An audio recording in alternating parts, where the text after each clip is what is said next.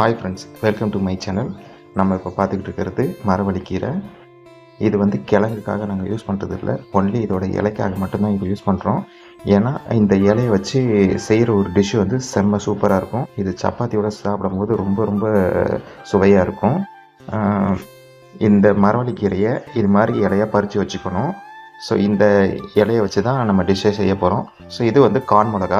இந்த கான் மிளகாங்கிறது மரவள்ளிக்கீரையை சமைக்கிறதுக்கு ரொம்ப ரொம்ப யூஸ்ஃபுல்லாக இருக்கும்.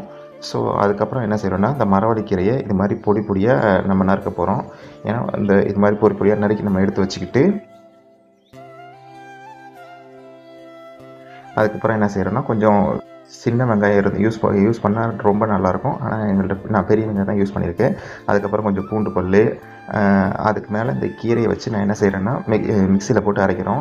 இதோட கொஞ்சம் சீரகம், அந்த கான் மிளகா இல்லைன்னா நார்மல் மிளகா கூட நம்ம யூஸ் பண்ணிக்கலாம்.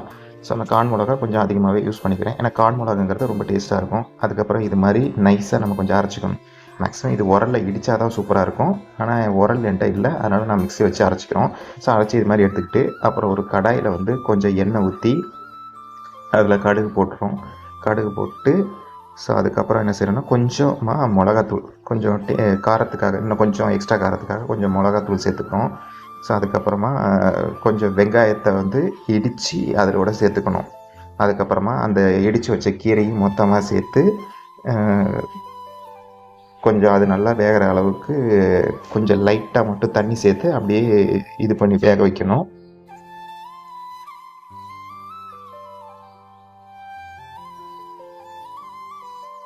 அதோட தேவைக்கு தகுந்த மாதிரி நம்ம வந்து உப்பு சேர்த்துக்கணும். ஸோ உப்பு சேர்த்துக்கிட்டு கொஞ்சம் நல்லா கிண்டி விட்டு கொஞ்சம் நேரம் நல்லா வேக விடணும். ஏன்னா நல்லா வெந்துச்சுன்னா கீரை வந்து ரொம்ப டேஸ்ட்டாக இருக்கும். ஸோ இது மாதிரி நல்லா கிளறி விட்டு நம்ம வேக வைக்க போகிறோம். ஸோ வெந்ததுக்கப்புறம் அது வந்து இது மாதிரி நிறமாக மாறும்.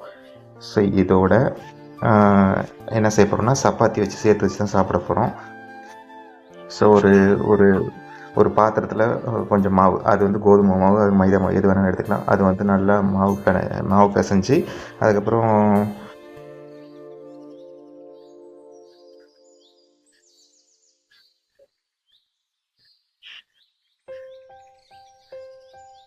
எங்கள் அம்மா மாவு தேய்க்கிற அழகு தான். எனக்காக பார்த்து பார்த்து சமைப்பாங்க.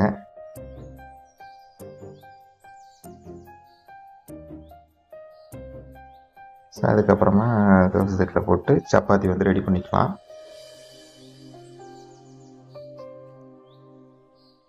ஸோ சப்பாத்தி ரெடி ஆயிடுச்சு.